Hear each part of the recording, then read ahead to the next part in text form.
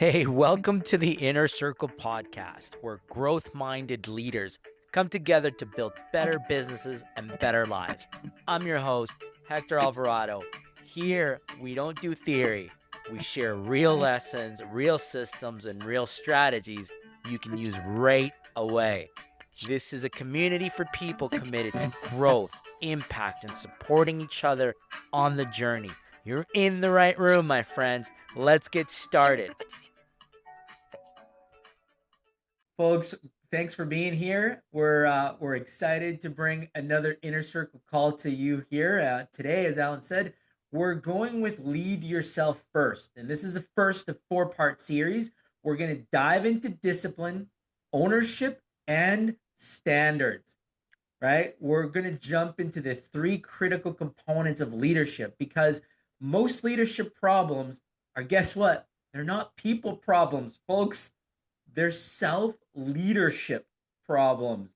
There's your first takeaway. Okay. It starts and ends with you. Okay. Before you start to blame your team, before you blame your systems, or before you blame the market or the geopolitical BS that's going on out there, ask yourself this question. Am I showing up at the standard that I expect from others?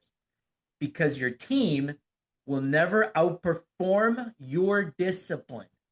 You will never outperform your ownership, right? Like it's on you. If you don't step up, if you don't set the standard, they will never outperform your standards because you're that carrot.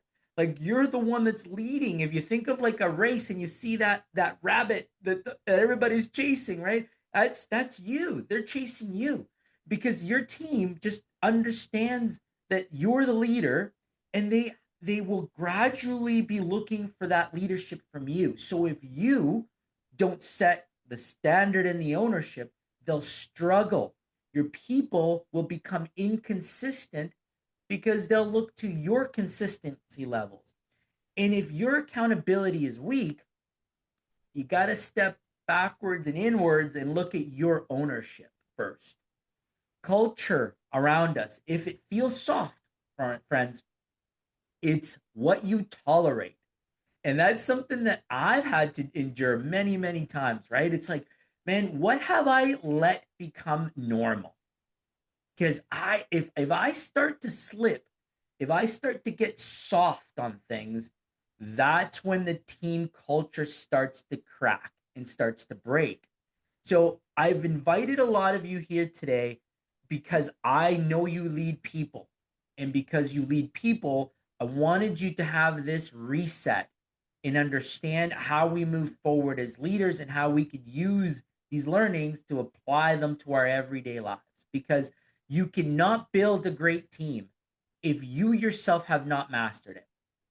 Because leadership starts with how you lead. That's the critical starting point. But with that, let's check in on the first piece that I said, which was discipline. And now I get this all the time because I want to make sure people understand what discipline isn't. Discipline is not punishment. People feel like discipline is punishment for some weird reason, and it's not. Discipline is structured, it's consistency, and it's stability.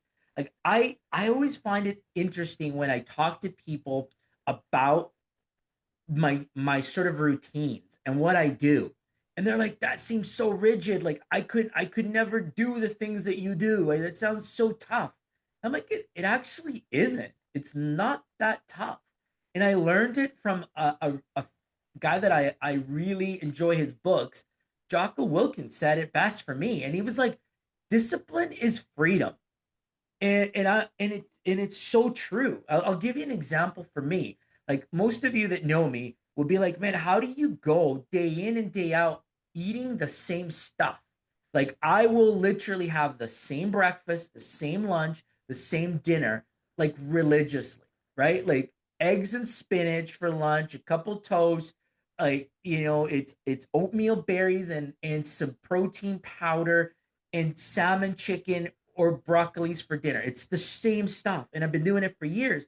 And it's allowed me not to ever think about what I'm having for dinner. It's freedom for me. I don't ever have to worry. What am I going to meet? What am I going to eat? Similarly, my gym routine gives me freedom. Although a lot of people think it's like it must be so structured, and it actually isn't, because those that know me know that in the evenings they can find me at the gym. I won't book things outside, like Monday, so Sunday through Friday in the evenings. I'm in the gym. You won't get a hold of me because I'm at the gym. So it's my time. It's freedom for me. And so when leaders understand the value of discipline and they start to impact through by being disciplined, the teams around them start to feel safe. And I'll tell you why they do so. Because the expectations stay clear consistently and decisions stay clear. There's nothing worse, man, than when have an inconsistent, undisciplined leader that just goes off of feel and just starts, making decisions at random, and you never know if a decision's going to be right or wrong because that person is so inconsistent, right? And that's the problem, is that as you're inconsistent, you stay undisciplined, your standard shifts. Your moods control your outcomes. And like, who's reported to somebody that you're like, man, I'm gonna avoid them today because their mood is all over the place and I just don't know what I'm gonna get, right? I know I've seen it. I've experienced that. Like, stay away from that person. Like, I'm not going anywhere near there, right? And it sucks. That's because you know that the discipline component is not there, so you don't feel safe, right? And your decisions are not as steady as they should be. So what we want to make sure is that moods don't control that you stay consistent across your decisions. And again, I always go back to my favorite books, and the Art of War by San Tzu was one of my favorite ones. And he said, he who conquers himself is the mightiest warrior. You cannot control If you cannot control your reactions, if you cannot control your emotions, and if you cannot control your follow through, you cannot expect your team to. Let me say that again. Like, if you cannot control your emotions, man, how are you going to expect your team to do so? Because leadership, folks, it's not about hype. It's not about hype speeches. It's not about pep rallies. It's not about that. It is about reputable behavior that stays consistent under pressure, right? It's consistent, it's repeatable, you can buy into it. There's no changing, because that's what it builds trust. That's how you build it, right? And you have to ask yourself honestly. Everyone here in this room, ask yourself the following three questions internally and answer them to yourself. Do you show up prepared every day? Do you keep your word? And do you hold standards when no one is watching? Those are the three questions I want you to answer internally, because your behavior becomes the unwritten policy of your company. It's not written anywhere, but if you don't show up prepared, if you go mixing your words, you don't do what you say, and you don't hold your standards in private, man, that's it. I don't care what core values you have written on the walls, what your leadership team is telling you. You've just under undermined all of them. It's right there with you. So let me bring this to life for us here in the room. When I stepped into Willie's Trucking, the company, as we've talked to everybody here that's joined us, was struggling. It was losing some money, right? It was losing a lot of money, I should say, but it was in rough shape. And on paper, though, like Willie can tell you, man, it was looking great. Like, there was revenue coming in the door. Certainly didn't have a staffing problem. We had drivers, we had dispatchers, we had managers. Everybody seemed to be, in good place and in good shape. The company looked healthy, but the reality was not as much that we had that it wasn't like a people problem. It was certainly a leadership discipline problem. We noticed that there was no accountability meetings. They never happened. They weren't in place. And commitments weren't followed through. We had these commitments where we said we'll deliver on time, but we weren't measuring ourselves to delivering on time. So how did we know we were delivering on time? But we said that we did. So therefore, did we deliver to what? Like, to what time were we thinking we were going to be there? Right. So standards were different depending on who you talked to that day. And that was something that really resonated across all of our teams. It wasn't just one team, it was across all teams. So before changing the team, Willie and through the leadership team, it was decided that leadership discipline had to change. We locked up specific weekly meetings, we locked up our expectations, and then we locked in execution standards. So this is where we're going to have our bar, and we're not going to go below that bar. And as the leadership team became disciplined and it improved, the performance started to improve across the entire company. Not because people all of a sudden magically changed, they didn't just change out of the blue here, but because the standards became consistent. And when you have consistency in your expectations, it sticks. And so that's what then sets up the next component, which is ownership, right? Now, I love extreme ownership. I talked about Jocko earlier. To me, it's amazing because it starts again and ends with you, and everything in your world becomes your responsibility, right? If your results are poor, you got to own them. Like I own them. I just went through a tough month in December, and in the company that I work for, and man, it was a December that kicked my butt, but I owned it. That was on me. I will step in the line of fire before I put anybody else in front of that because I'm the leader there.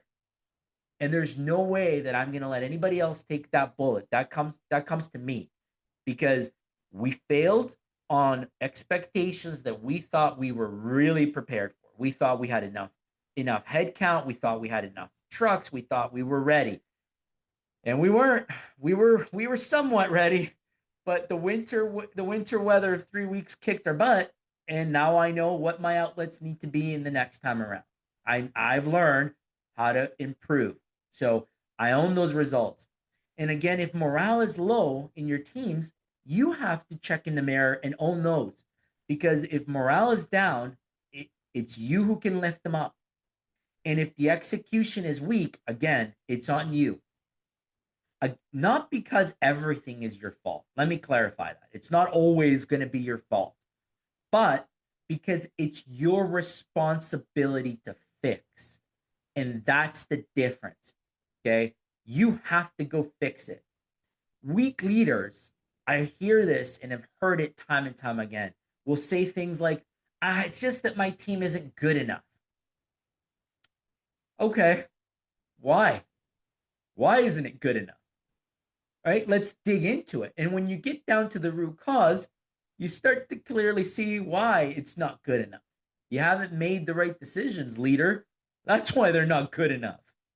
The system is broken, right? Fix it. Fix the system, right? Or this one. I hate this one. If you ever hear this one, I'm telling you, they're getting the boot. It's not my role. Oh man, that one fires me up. I hear somebody tell me it's not my role. It's like automatic performance improvement. You're at it. That's right. It won't be your role. You're damn right it won't be. We're gonna find somebody else that'll make it their role because it won't be yours, right? Because I'll tell you, it just drives me nuts. But strong leaders will say things like this: "I own it. I'll fix it, and it starts with me." Now, it takes practice and it takes a lot of dedication to get to that. We don't expect that you're going to naturally be there, but the more that you do it, the more consistent you become with it and apply it, it becomes so natural and organic for you. And it really is freedom as it progresses. And we talked about another author, Patrick Leoncini, in the past. We talked about his books, right? But he teaches that trust begins with when leaders admit mistakes. And it's so good to hear that because it makes them human, and it just makes that connection. Because if you refuse to own your mistakes, your team learns to hide them. How many times have you walked through a department or heard from a leader saying, hey, listen, like that one, don't put that on the email. Don't put so and so on that email. That one stays right here. Yeah, there's your clue. There's your clue number one. Okay. But if you own mistakes publicly, your team learns to be accountable and they become open to feedback, which we all need feedback because none of us are perfect. All of us have an opportunity to improve. So without being vulnerable, without being open to feedback, we won't get there and we won't learn that accountability point that is so critical. So if your team, remember, your team is a reflection of what you tolerate and what you model. Clearly, ownership is not a burden. Ownership is power. So when you're taking ownership for the results, it is empowering you to do that. It is empowering you and others to feel and deliver and feel proud about what you're delivering. And that's the beauty about it. So when you own it, you control the outcome. So want to make sure that everybody understands this one. I have another Willie story because I love these ones. They were just so much fun, and I remember the hard work that went into it. But in the early days, we had operational failures. We had tons of them. We had missed loads. We had customer complaints, service failures, like missed deliveries, everything. Right. The easy move would have been to say our dispatchers are horrible, our drivers, or in fact, our whole operations. But instead of that, the leadership team stood in front of it and said, look, like this is on us. We built this system. And because we built it, we now have the responsibility to fix it. And that's when everything changed. Willie came out to the branches. I went out to the branches. We had everybody in that leadership team go out, talk to everybody that was a decision maker and that was a leader. And we owned the mistakes. We reinforced that we were there to change the culture and that things were going to improve. And we wanted their commitment to the changes that were going to happen. So we stopped defending it. We started solving problems. We stopped hiding mistakes and people started surfacing issues early because we set up our meeting structure. We discussed issues every single week. We did not let issues slide. We held ourselves accountable to solving issues every single week. And that's how things turned around. The performance didn't change overnight. Willie will tell you soon. It took a couple years, but the accountability started to improve almost instantly. And that accountability eventually drove the turnaround that led to a very successful exit for Willie's Trucking and overall for everybody. So let's talk about standards, right? Now, I had on purpose, not I had left this on purpose, but now I have to learn how to. I changed my background. Here we go. I need to show you this. There we go. Here it is. So I have these slogans back here in my wall. Okay. But this is not like a culture thing. I don't put these up because of I want to project a certain way. I put these up because that's how I check on me. This is for me. And it pushes me and it motivates me to do that gut check. Because I don't want anybody to think that culture is posters.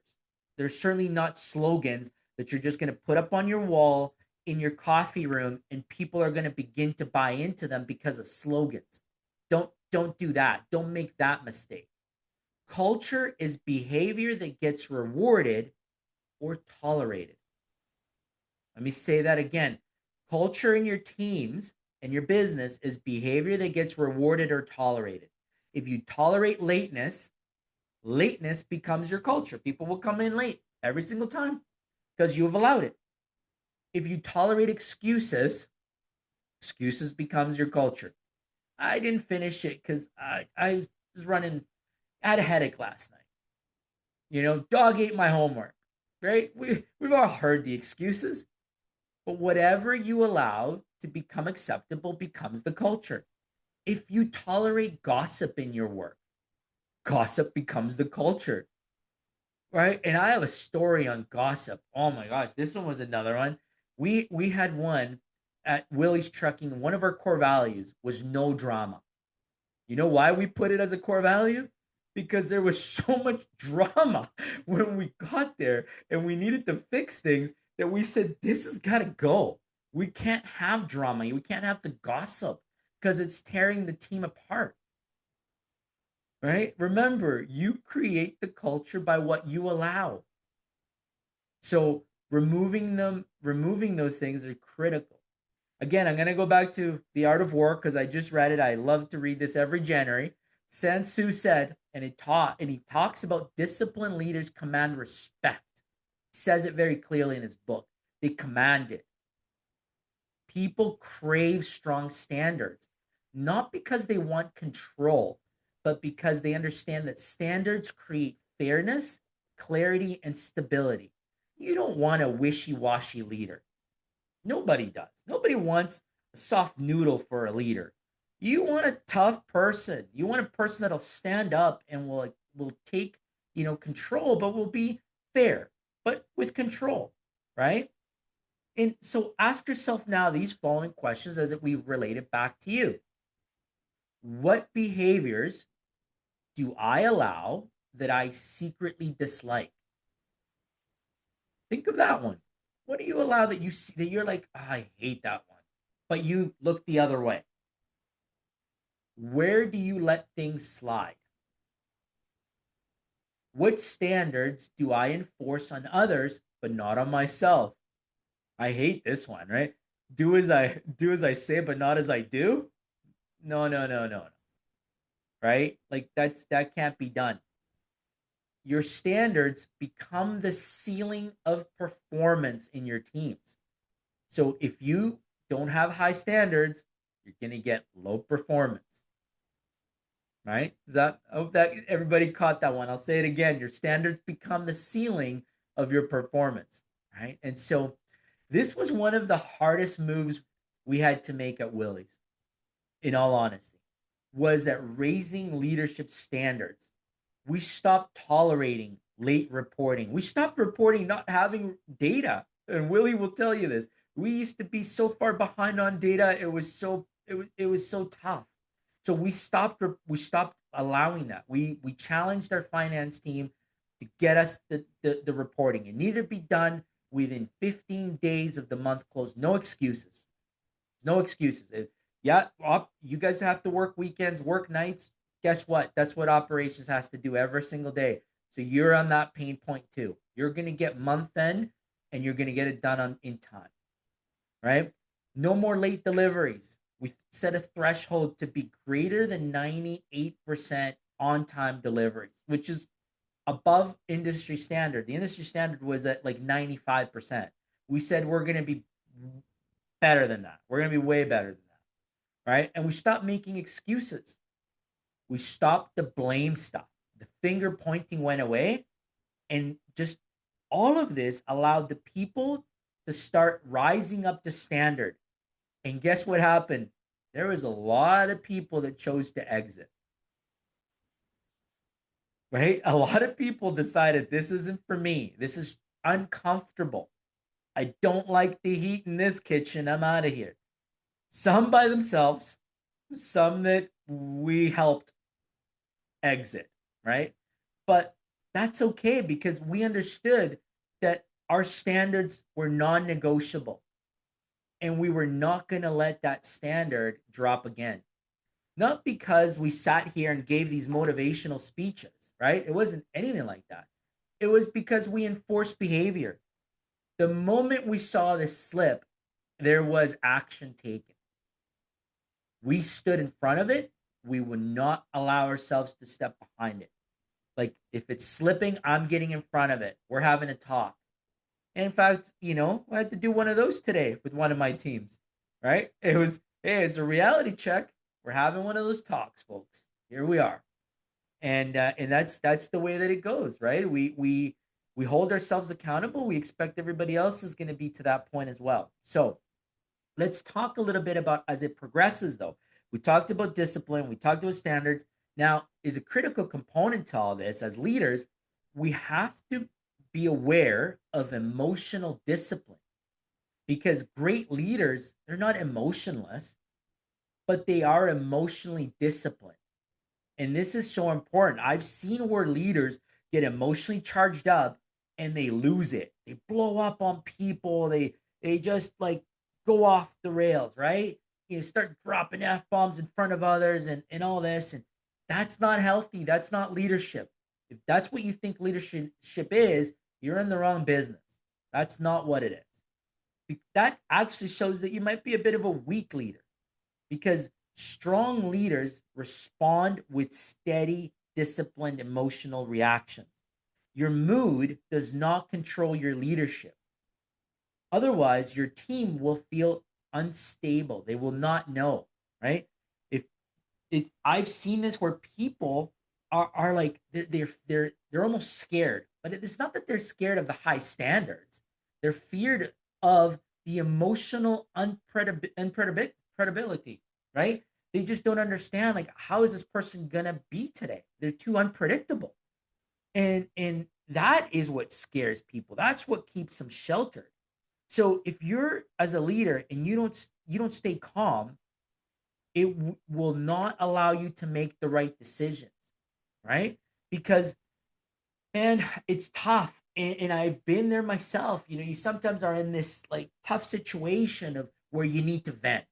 So one of the things that I always say is find your vent partner. Find somebody who you could be open with, but don't ever let that partner be downwards. Don't let it be someone like that reports to you. You could share feelings, you could share thoughts, but don't go there to vent because if you go there to vent, it could create a bit of a mixed message, and it may come from a fact that you're not leading as a leader, you might be leading as ego.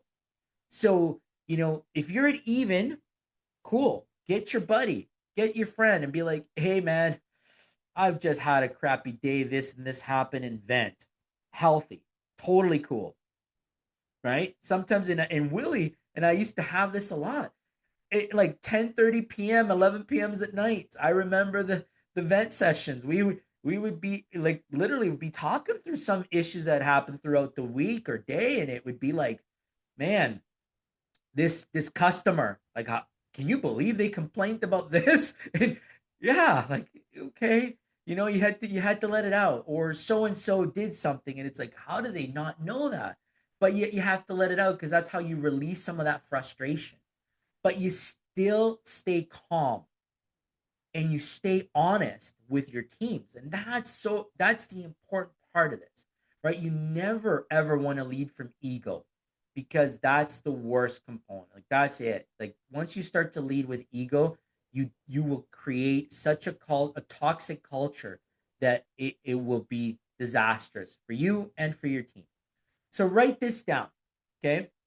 You deserve the culture you tolerate. If accountability is weak, it's tolerance.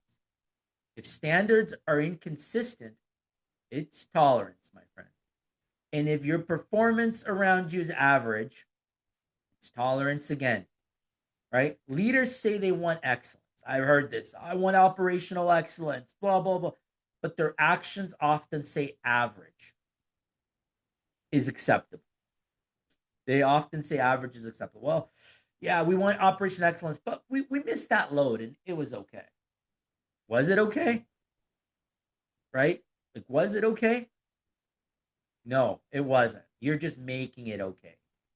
We need to raise that standard. If you want elite results, you must live those elite standards. And I'm human. I've done it. I find myself there too. And I have to often come back to myself and do that mirror check and be like, hey man, what did you allow this week? Did you let that one slide? Okay, go fix it. Don't let that happen, right? Because again, it's about being a leader is consistent work. It's not a one and done. You're always having to do that check in with yourself.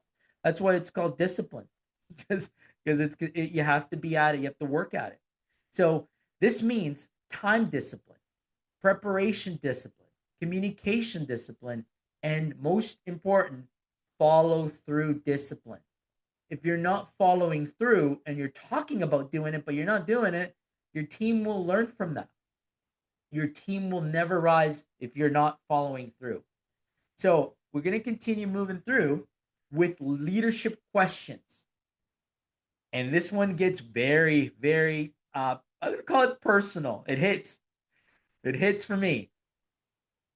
Where are you avoiding ownership? Meaning, where are you blaming others when it should be you that owns it? What behavior are you tolerating that you shouldn't be? And what personal standard do I need to raise immediately? Right? This one's where it becomes personal. If my team copied me exactly, would I be proud?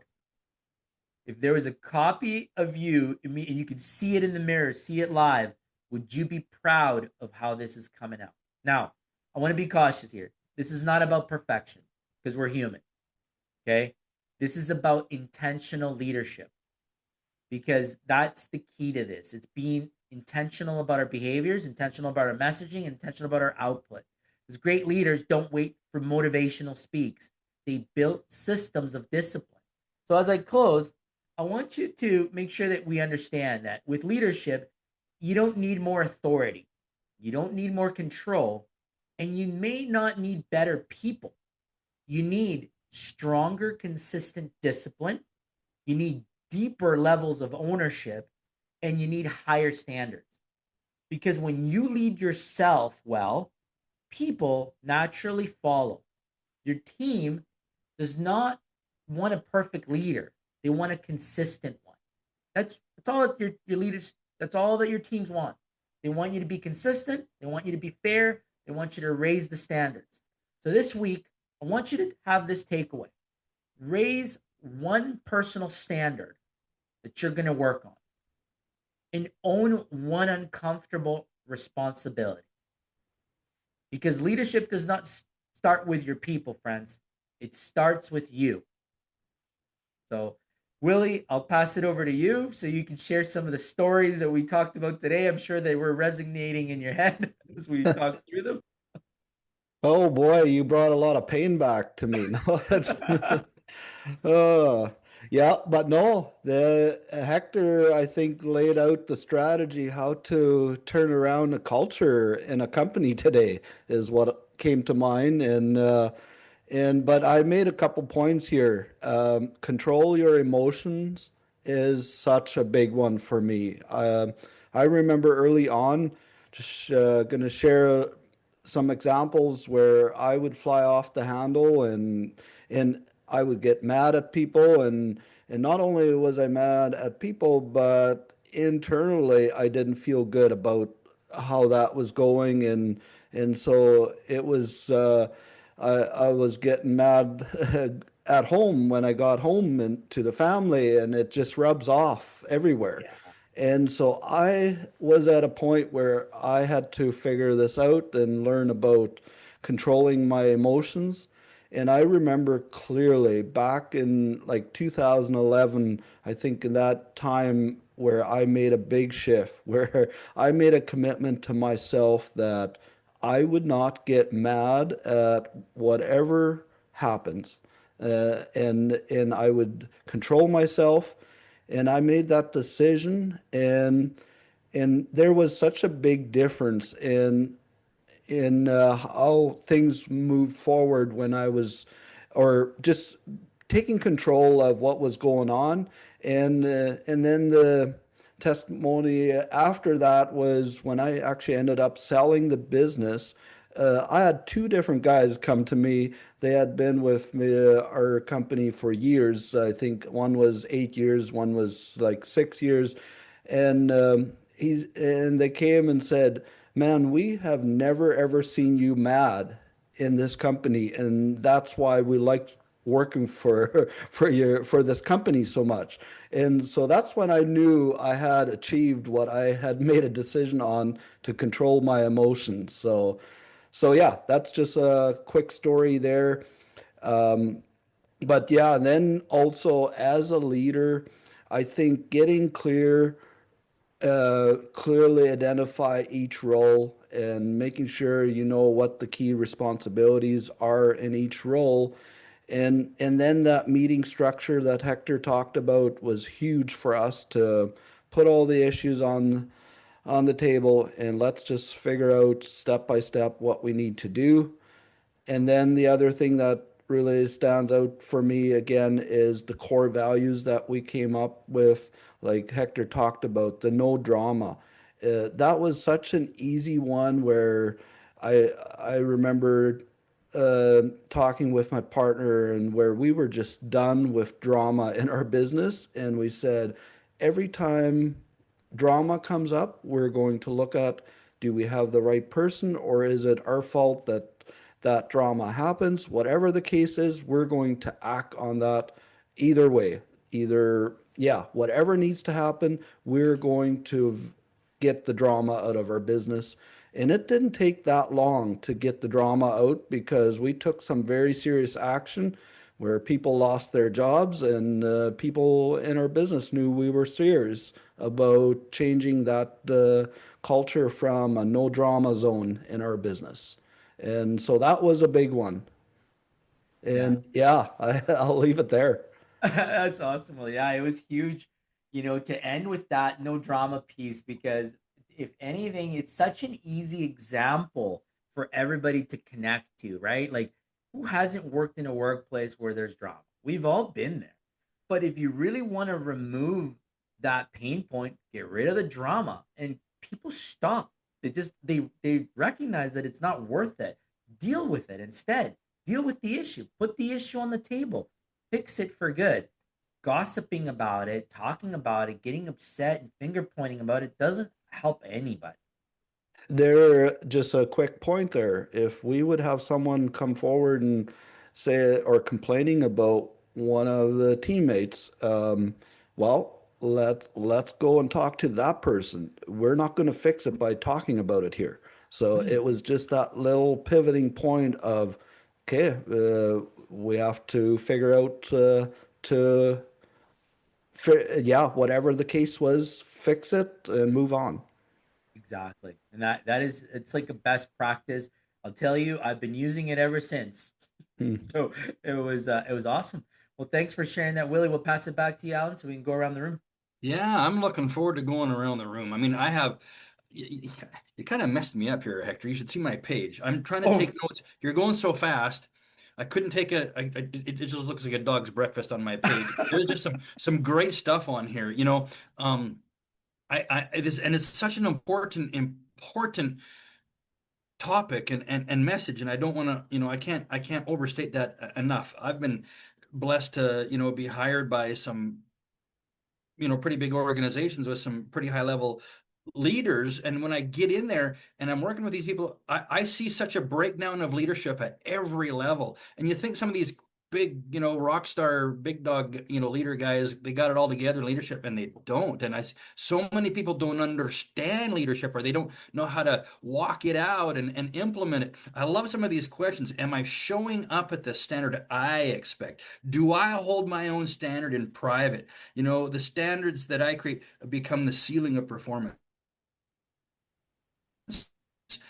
This is a lesson that we can all go back to, need to go back to, and watch on the platform and take some notes. And we could fill a whole page, pages. So bravo for bringing such great stuff. This was a drink from the fire hose session. It truly was. So I want to open up the room now, and I just want to hear, you guys have to have some comments. Come on now. Y'all gotta have to have some comments. What hit you between the eyes with the old Louisville Slugger kind of thing? What was an aha moment for you? What was a kind of an aha lesson for you? Or if you've got some experience, let's just go ahead and unmute. We don't even have to be diplomatic about this. You don't even have to put your hand. Who's going first?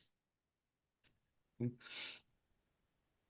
dun, dun. That's a wrap for today's episode of The Inner Circle. If something in today's conversation resonated, inspired you, or gave you a breakthrough, please share it with someone you care about. The right idea at the right time can change someone's business and their life. So make sure you follow the show, leave a review, and stay connected with us, because this community is built on relationships, real support, and real growth together. Remember that clarity means nothing without action. So choose one insight from today, put it into motion this week, and notice the shift. Thank you for being part of this journey, for showing up for your growth, and for being part of the Inner Circle community. See you in the next episode, and let's keep growing together.